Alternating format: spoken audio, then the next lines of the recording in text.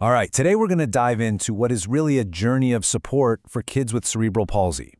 We're going to focus on the absolutely vital role that physiotherapy plays in all of this. Building that foundation for independence and well-being. From those very first steps all the way to lifelong care.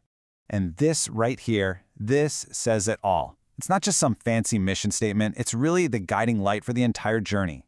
You see, physiotherapy for CP isn't about just handing out a generic list of exercises. No way. It's a completely personalized plan designed to help each child move, function in their day-to-day life, and ultimately build towards that long-term independence. Okay, so let's back up for just a second. What is cerebral palsy, or CP? Well, at its core, it's a neurological condition. It comes from an injury or some kind of abnormal development in a brain that's still young and growing. And its main impact, the thing it really affects, is a person's ability to control their muscles. And that, in turn, affects everything. Movement, posture, coordination, you name it. And that brings us to a really fundamental point here. At its heart, CP is a condition of movement. And here's the kicker. It can look incredibly different from one child to the next.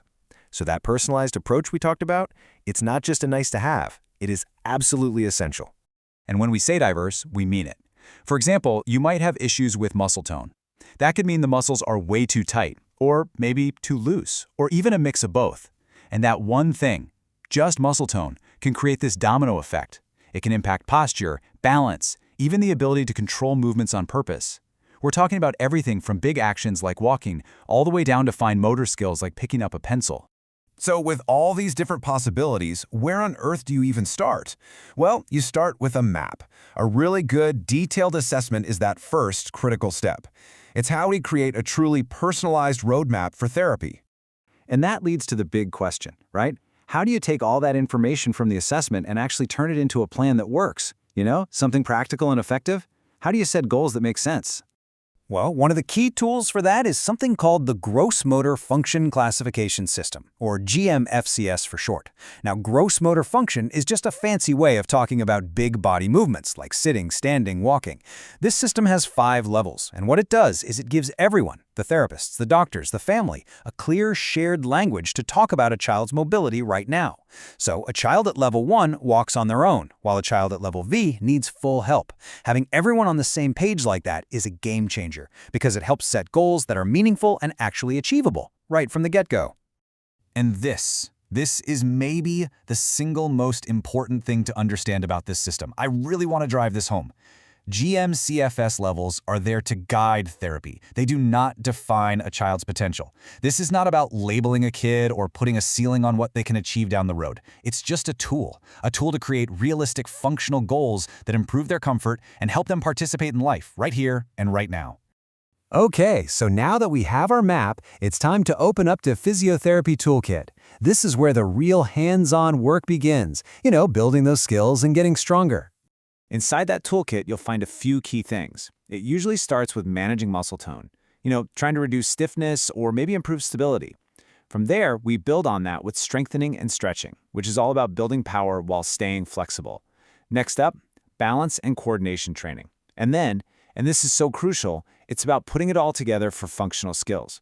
We're talking about practicing the real-world stuff, the daily tasks like sitting down, standing up, or just getting across the room. But hey, therapy isn't just about what the body can do all by itself. A huge part of the journey often involves using different kinds of equipment and mobility aids. These are the tools that can really support and boost a child's independence. And there's a whole range of these tools out there. We're talking about things like walkers and gait trainers, standing frames. You might see orthoses, which are basically braces for ankles and feet to help with alignment, or even special seating systems that help with posture. The physiotherapist is the expert guide here, helping to pick the right aids and, just as importantly, teaching everyone how to use them effectively. But none of this work happens in a bubble. And that brings us to what might be the most essential part of this whole process. Progress isn't something that just happens for an hour a week in the clinic. Nope, this whole journey is a true partnership, a team effort between the therapist and the family. And it's really a beautiful balance when you think about it. In the clinic, you have the therapist leading the structured sessions, assessing progress, giving that expert guidance. But then, at home, that's where the parents and caregivers become the absolute champions of progress. They're the ones weaving therapy into everyday life through routines, stretching, and activities that are just plain fun. And that consistent daily effort, that's what turns the goals you make in therapy into real, tangible skills. Okay, this brings us to the bigger picture. It's so important to understand that managing cerebral palsy isn't a short-term fix. It really is a lifelong journey, one that requires adaptable, ongoing support. And that physiotherapy plan? It has to evolve right along with the child.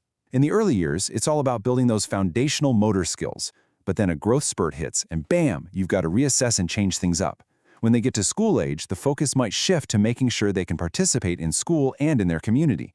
And for the rest of their life, it's about prevention, preventing secondary complications to maintain long-term comfort.